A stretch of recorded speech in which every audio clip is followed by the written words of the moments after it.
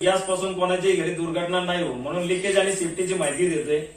पहिली डिव्हाइसची माहिती सांगतो. आपल्या डिव्हाइस तुमचं टाकीचा लिकेज बंद करतो, प्रेशर कमी करून 20% गॅसची बचत करतो, टाकी इंडिकेट करतोय भरून किती आली किती शिल्लक आहे, रेग्युलेटर पेटला तो स्वतः टाकी बंद करणार आहे, पाईप निघून पडला तो स्वतः टाकी बंद करणार आहे, पाईप लिकेज झाला तरी तोच बंद करणार आहे, पाईप जळून भडका वाढायला लागला तरी तोच टाकी ब्लॉक करणार आहे, बंद करणार आहे. आता मला सांगा, रेग्युलेटरचं बटन ऑन केलं सप्लाय काय होतो? चालू होतो. मी डिव्हाइसचं बटन ऑन केले. आता मगाशी जी टाकी आपण चेक केली पाणी टाकू लिकेज होती. आता पाणी न टाकता मी त्याच्यावर लाइटर मारेल, काय व्हायला पाहिजे? काय व्हायला पाहिजे सर?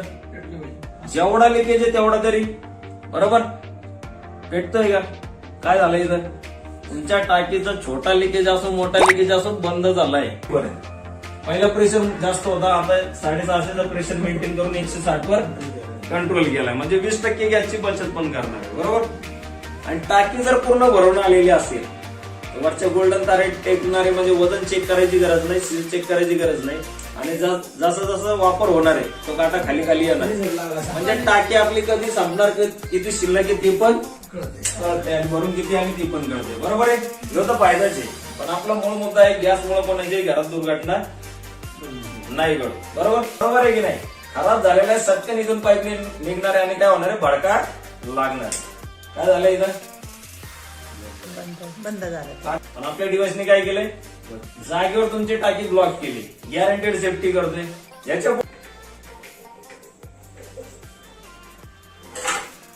पहिले तर बंद केला त्याने, काटा बघा कुठे गेला बरोबर, खाली गेलाय. इथं गॅस विसतो म्हणजे काय होतं मॅडम?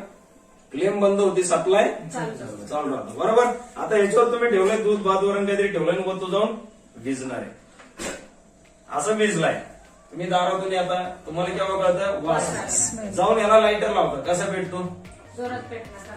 किती पेटतं आणि किती जवळ गेल्यावर पेटतंय. माझे बोट तरी बोटापर्यंत तरी आला भडका जर देईल का कोणाची बोट तरी आपला डिव्हाइस जर कोणाच्या घरी असेल ना, पाहिजे की नाही सर्वांच्या घरी? नक्कीच सांगा. डिव्हाइस वापरणं सोपं आहे. ज्यावेळेस तुमची टाकी सर्कल काटा असणार लालच्या खाली त्यावेळेस फक्त डिव्हाइसचं बटन बंद करायचं आणि एकत्र उचलून काढायचं. वेगळं वेगळं काढायचं नाही, पडत नाही काय नाही. ह्याला बंद चालू करायचं नाही. नवीन सिलेंडर जोडणार परत रेग्युलेटर सारखंच बघा. रिंग उचलायची आहे, दाबून बसवायचंय, रिंग प्रेस करा, बटन ऑन करा आणि 2 वेळा पुश करा. एकदा काटा वर आल्यानंतर जोपर्यंत तुमचं सिलेंडर संपत नाही 1 महिना 1.5 महिना जे काही टायमिंग असेल परत ह्याला पण चालू करायचं नाही.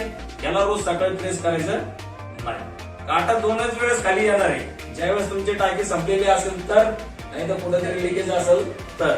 आपला डिव्हाइस भारतातल्या 3 पण टाक्यांना बसतो. Bharat, Indian, ST.